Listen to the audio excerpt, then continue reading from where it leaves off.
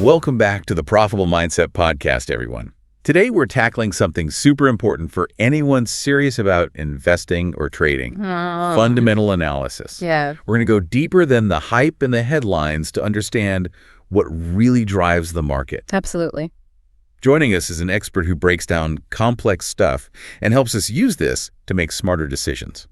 I'm happy to be here. So what's fundamental analysis? I hear it all the time, but it kind of always sounded intimidating. You know, it's really about looking past the surface stuff like the stock price or chart patterns and trying to get to the underlying forces that are really driving value. It's like if you were buying a house, right?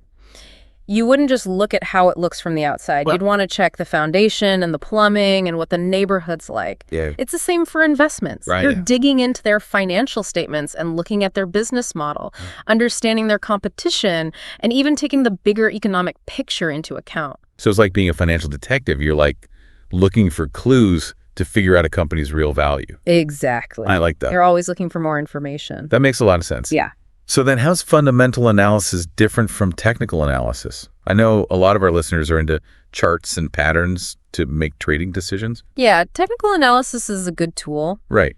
but it's mainly focused on how the price has moved in the past, like trends. Yeah. It helps you find entry and exit points, Right. but it doesn't really tell you WHY's stock is moving in a certain direction. Right. Fundamental analysis, on the other hand, Yeah. helps you get the reasons behind those movements. So it's like connecting the dots between how a company's doing in Yeah. the industry and the overall economy. Uh-huh. Right. Okay.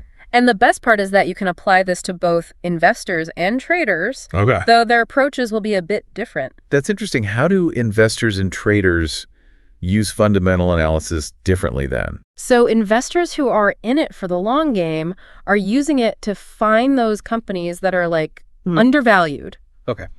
They're looking for places with strong financials, a good track record, and a bright future. Right. Like if you could buy stock on sale because the market hasn't quite figured it out yet. Yeah, like that's the dream, right? Exactly. Finding the hidden gems Yes. before everyone else catches on. Yeah, exactly. Love it. Traders, on the other hand, Yeah. might use it to try and predict how news or big events might shake up a stock price for the short term. Okay. So they look for companies about to release great earnings reports or that benefit from like a sudden change in the industry. So they're trying to get ahead of the curve and ride those short-term waves. Precisely. Yeah. Like if you've got a company announcing a new product launch, Yeah. someone who knows how that could impact revenue and profit might buy the stock before the news drives the price up. Makes sense. Yeah. So you said fundamental analysis is about a company's financials, their model, and the broader economy. Right. Where do you even start with all of that? It can be a bit overwhelming, Yeah. but I like to think of it as three main parts: Okay. economic analysis, industry analysis, and company-specific analysis. Let's break that down. Okay. What's economic analysis all about? So it's understanding of the big picture. How's the overall economy doing? Right. What's GDP growth? Like, what's happening with inflation and interest rates? And are there any big government policies? Because all those forces trickle down and affect businesses. So even if I only want to invest in one company, Right. I can't ignore what's going on in the rest of the world. Yeah, you could have a company with fantastic products and amazing leaders, Right. but if the economy's going into a recession, Yeah. they're probably going to have a tough time. Right. For example, if interest rates shoot up, companies have to pay more to borrow money. And that could hurt their plans for growth and their profitability. All right. So you're saying you need to understand the overall trends before you try to predict what's going to happen with a specific company. Exactly. I like that you got to understand the tide before you know how a boat will sail. Yes, exactly. Okay, so then industry analysis. So with industry analysis, different industries react to economic changes in different ways. Okay. Like some are more cyclical, meaning they do well when the economy is strong and struggle when it's weak. Right. That's like technology or consumer goods. Others are more stable, like healthcare and consumer staples. Okay. Those tend to do okay even when things are rough. Got it. Can you give me an example of how this plays out in real life? Yeah. During the pandemic, everyone was stuck at home. So things like tech products and online services were in super high demand. Right. Companies like Zoom, Amazon, and Netflix saw their stocks go way up. Yeah. But at the same time, travel and restaurants were hit hard. That's a great example. It really shows how important understanding those trends are. Yeah. Okay, so we've got the big picture, with economic analysis. Mm-hmm. We zeroed in on industry trends, Uh-huh. and now we get to the nitty-gritty of one specific company. Yeah, company-specific analysis. Where do we even start with that? Well, it all comes down to those financial statements. Yeah. You know, the income statement, the balance sheet, and the cash flow statement. Right. They give you a ton of info about how healthy the company is financially, how much profit they're making, and how they're managing their money. I have to admit, those always Well, kind of freaked me out. Yeah. Where do you even start with those? A lot of people are intimidated by them, Right. but they're really just telling a story about how the company's doing. Okay. Like the income statement Yeah. shows how much money they made, how much they spent, and if they made a profit or took a loss over a certain time period. So it's like a financial report card for the company. Yeah, exactly. Right. And then you have the balance sheet. Oh? That's more like a snapshot in time, showing what the company owns, what they owe, and what's left over for the owners. So it's like checking their financial pulse at a certain moment? Exactly. Okay. Then there's the cash flow statement, Right. which tracks the actual cash coming in and going out. Okay. That's important because a company can look profitable on paper, Right. but still have trouble paying their bills if they're not managing their cash flow well. So even if their profits look good, it's like they still need to make sure they have enough cash in the bank to keep the lights on. The cash flow statement shows you the reality. Okay, so these three statements each tell a different part of the story. Mm-hmm. How do we actually analyze them, though? That's where those key financial metrics come in. Okay. Those ratios and calculations that help us understand things like profitability, liquidity leverage, and efficiency. Got it. We'll get into those more in the next part of our conversation. This is already super helpful. Good. I can see how this gives you a much deeper view than just looking at the stock price. I'm ready to learn more about those metrics. Listeners, stay tuned. Okay, so let's dive into those key financial metrics. They're like the tools to help you decode those financial statements and really get a good grasp of how a company is performing. I'm ready to unlock those secrets. Where do we start? Let's kick things off with profitability metrics. Okay. These basically tell us how well a company is at making money from its operations. So we're talking about the bottom line here. Exactly. How much money they're actually bringing in. What are some of the key ones to watch? Two of the big ones are earnings per share, or EPS, Okay. and net profit margin. Okay. So EPS is essentially the chunk of a company's profit allocated to each share of stock. Mm-hmm. It's a quick way to see how much profit the company is generating for its shareholders. So a company has high EPS, that means it's doing well, right? Generally? Right. Okay. But you always want to look at EPS in context. Yeah. You want to compare it to how they've performed in the past, Okay. to their competitors in the same industry, and even to the overall market. Right, because a high EPS in a struggling industry might not be that impressive. Exactly. Got it. What about net profit margin? What does that one tell us? Net profit margin tells you what percentage of every dollar of revenue actually ends up as profit after covering all the expenses. So it's like a measure of how efficient they are at turning sales into actual earnings. Right. So higher is better there, right? Yeah, exactly. Means they're keeping costs down and making more profit from each sale. Exactly. And again, it's important to compare this to other companies in the same industry. Right. Like software companies often have really high profit margins because once the software is developed, their costs are pretty low. Yeah. But grocery stores, on the other hand, usually have much smaller margins Huh. because they have a lot of competition and higher operating costs. Makes sense. Okay, so we've looked at profitability. What's next? All right, let's move on to liquidity metrics. Okay. These measure a company's ability to pay its short-term debts. Basically, it's about their financial flexibility. Can they cover unexpected costs or a sudden dip in revenue? So it's like having enough cash on hand to weather a storm. Exactly. All right. And the two key metrics here are the current ratio and the quick ratio. Okay, what's the difference between those two? So the current ratio compares a company's current assets, which are things they can turn into cash quickly, like cash on hand, and accounts receivable to their current liabilities, which are their short-term debts. Okay. A ratio above 1 usually means they can cover their short-term obligations without any problems. So if it's below 1, that's a red flag. It could be, it might mean they're struggling to pay their bills, Okay. or that they're relying too much on short-term debt. Right. But again, you have to consider the context. Some industries like retail naturally have lower current ratios because they have a lot of inventory, Right. which isn't as easily converted to cash as accounts receivable. Got it. And what about the quick ratio? The quick ratio is similar to the current ratio, but it doesn't include inventory in the current assets. Okay. So it's a more conservative measure, and it's especially helpful for industries where inventory might be hard to sell quickly if they need cash. So for a company like a car manufacturer, the quick ratio would be more important than the current ratio. Exactly. Because those cars sitting on the lot could take a while to sell, Yeah, especially if the economy takes a downturn. right. Yeah. All right, so we've looked at profitability and their short-term financial health. What other financial factors do we need to consider? Next up is leverage metrics. Okay. These tell us how much debt a company is using to run its business. Now, debt can be a good thing or a bad thing. It can help a company grow faster, but too much debt can make them vulnerable if interest rates go up or if the economy weakens. So it's about finding that balance between using debt strategically and not taking on too much risk. What are the key metrics for leverage? Two important ones are the debt-to-equity ratio and the interest coverage ratio. The debt-to-equity ratio compares a company's total debt to its shareholder equity. So it shows how much of the company's financing is coming from loans versus investments from shareholders. So a high debt-to-equity ratio means they're relying a lot on borrowed money. Right. And while some debt can be healthy, a really high ratio might mean they're over-leveraged and in trouble if interest rates rise or their earnings drop. That makes sense. What about the interest coverage ratio?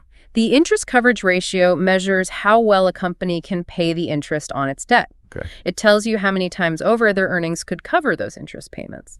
A high ratio means they've got a good cushion to make those payments even if earnings go up and down. So a higher interest coverage ratio is a good thing. Yes, it means they're not struggling to keep up with those interest payments. Right.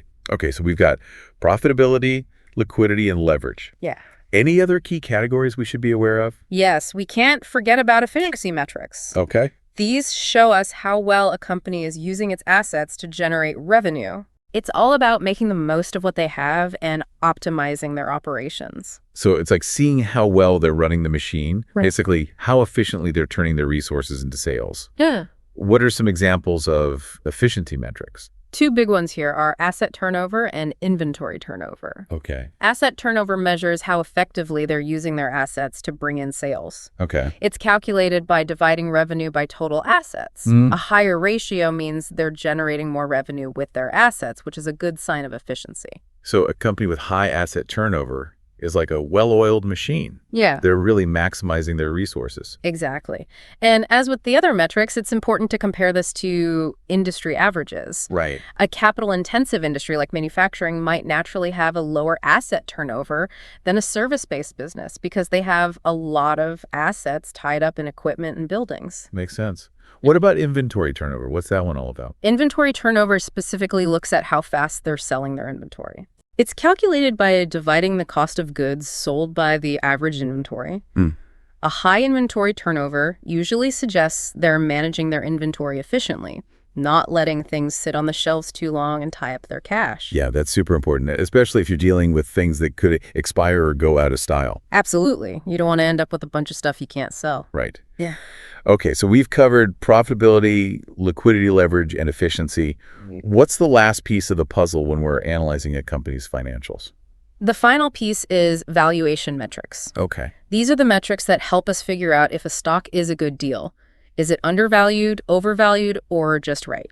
This is where it all comes together, right? Exactly. We use these metrics to find those hidden opportunities where the market might be mispricing a stock. Exactly. Valuation metrics help us assess whether the current stock price really reflects what the company is actually worth.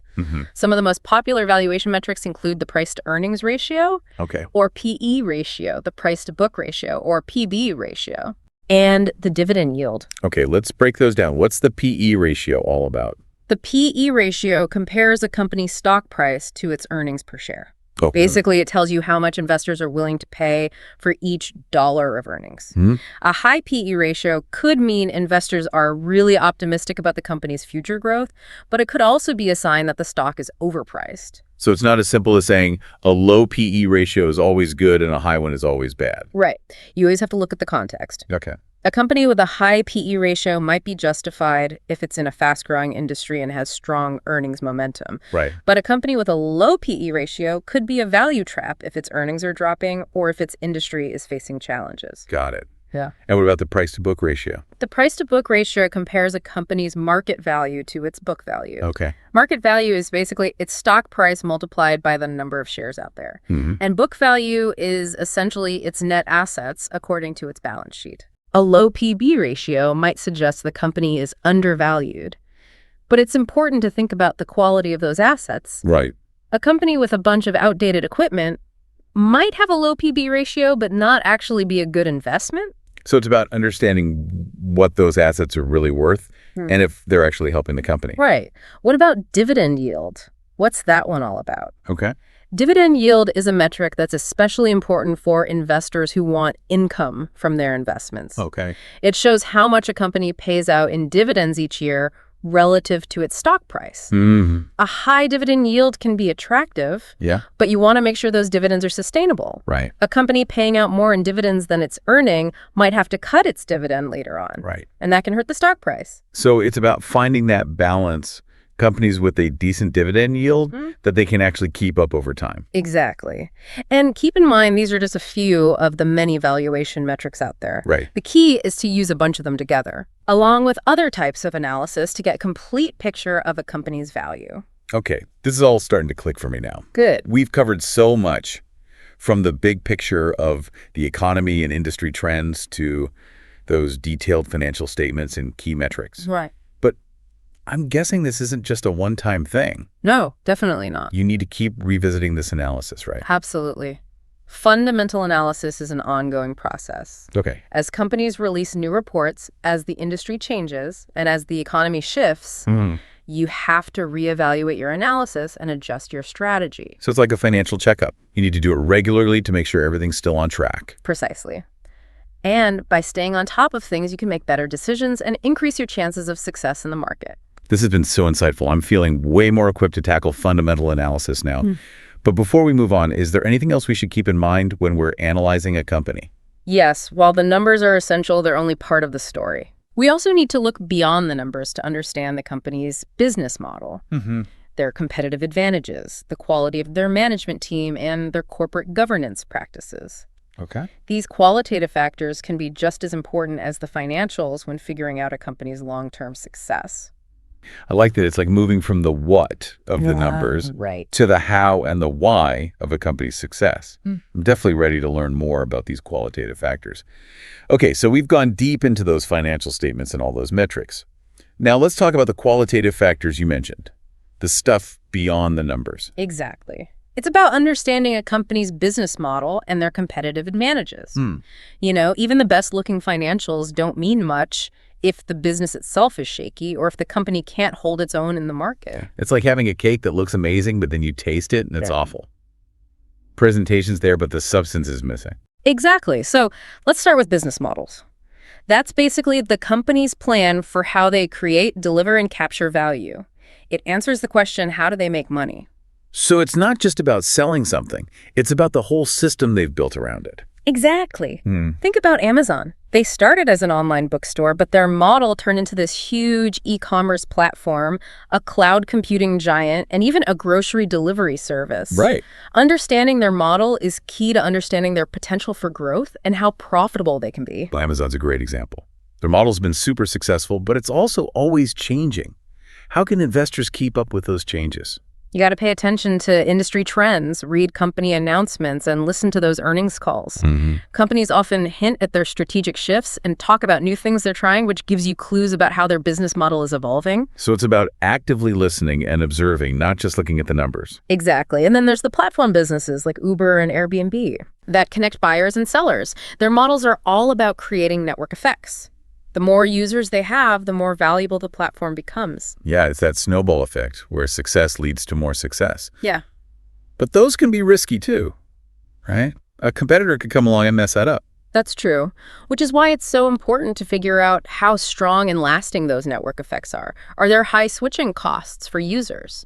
Is the platform offering something unique that's hard to copy? Those are the kinds of questions investors should be asking. Okay, makes sense. Now, what about competitive advantages? You said that's a company's ability to defend its position. What are some things that give a company a competitive edge? Think of competitive advantages like moats around a castle, protecting the company's profits from competitors. Yeah. One of the most common ones is being the low-cost leader, Right. like Walmart or Southwest Airlines.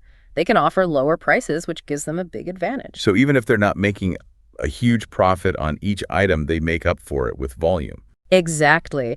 And those cost advantages can come from different places, like economies of scale, efficient operations, special access to raw materials, or even their own technology. What are some other kinds of advantages? Another big one is offering something truly unique, a product or service that people will pay extra for. Okay. Think Apple with their design and user experience, or Nike with their brand and image. Right. It's about creating that connection with the customer where they feel like they're getting something special and are willing to pay more. Yeah. It's about creating that feeling of getting something special. And then there are advantages based on intellectual property, like patents, trademarks, or trade secrets. Exactly. It basically gives them a monopoly for a while. Right. That's especially important in fields like pharmaceuticals or software. So if a company invents a new drug or software, they have that window where they're the only ones selling it and can make a lot of money. Exactly. And then you have situations where the competitive advantage comes from high switching costs. It's just too pricey or inconvenient for customers to switch to a competitor. So it's like customer loyalty and habits, right? Uh-huh. Think about your phone company, even your favorite social media platform. It's such a pain to switch, even if someone else has a slightly better deal. Right. That customer stickiness can be a big advantage. So we've got cost, leadership differentiation, intellectual property, and switching cost. Right. How can you tell if a company's advantage is actually going to last? Those moats can disappear over time, right? That's a really good point. A moat is only as strong as its ability to hold up against attacks. Investors have to figure out how sustainable those advantages really are. Right. Is the company innovating and staying ahead of the game? Are there any potential disruptors out there that could threaten their position? So you're looking beyond just the current situation and thinking about how things might change in the future. Right. And remember, no competitive advantage lasts forever. Companies have to constantly adapt, innovate, and reinvest in their strengths if they want to stay ahead of the competition. Okay, so we talked about business models and competitive advantages. What's the next qualitative factor we should look at? Now it's time to talk about the people running the show, management and corporate governance. Okay. Even the best business model and the strongest competitive advantage can be messed up by bad leadership or shady practices. Yeah, it's like having a fantastic race car with a terrible driver behind the wheel. The potential's there, but it could all go wrong. Exactly. So let's start with management quality. Okay. We want to know, are these people competent, experienced, and ethical? Do they have a history of success? Do they communicate well with investors? Yeah, but how can we assess that stuff from the outside? You'd be surprised how much information is out there. Right. Read interviews, listen to earnings calls, look at their past decisions. Did they make smart acquisitions? Did they handle challenges well? Even something as simple as how they communicate can tell you about their leadership style. So you're looking for clues, piecing together a picture of their competence and character. Exactly. And then we have corporate governance.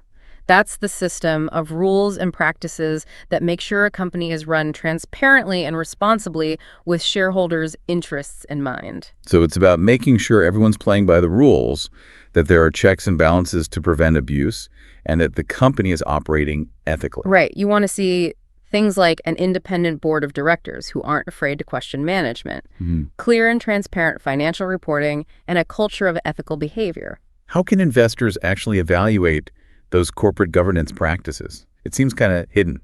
There's actually a lot of public information you can look at. Read the company's proxy statements, which outline things like executive compensation and who's on the board.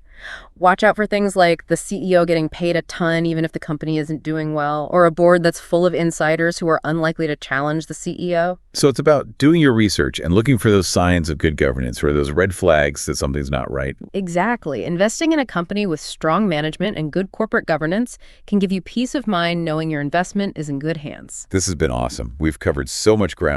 Those financial statements, business models, competitive advantages, and the importance of management and governance. Any final words of wisdom for our listeners who are now ready to take on fundamental analysis themselves? The biggest thing is be patient. Mastering this takes time and practice. Don't expect to be an expert overnight. It's a marathon, not a sprint. Exactly. And never stop learning. The markets are always changing, so you got to stay curious, keep reading, and don't be afraid to ask questions. I love that. Curiosity, patience, and a commitment to learning. Those are the things that make successful investors. Absolutely. And remember, don't just focus on the numbers. The goal is to find great businesses that the market is undervaluing. It's about understanding the story behind the numbers, what's driving the value, and using that knowledge to make smart investment decisions. That's a great way to put it.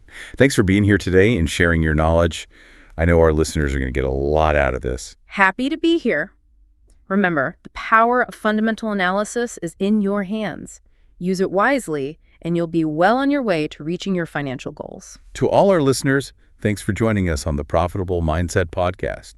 Keep those minds sharp, and we'll see you next time.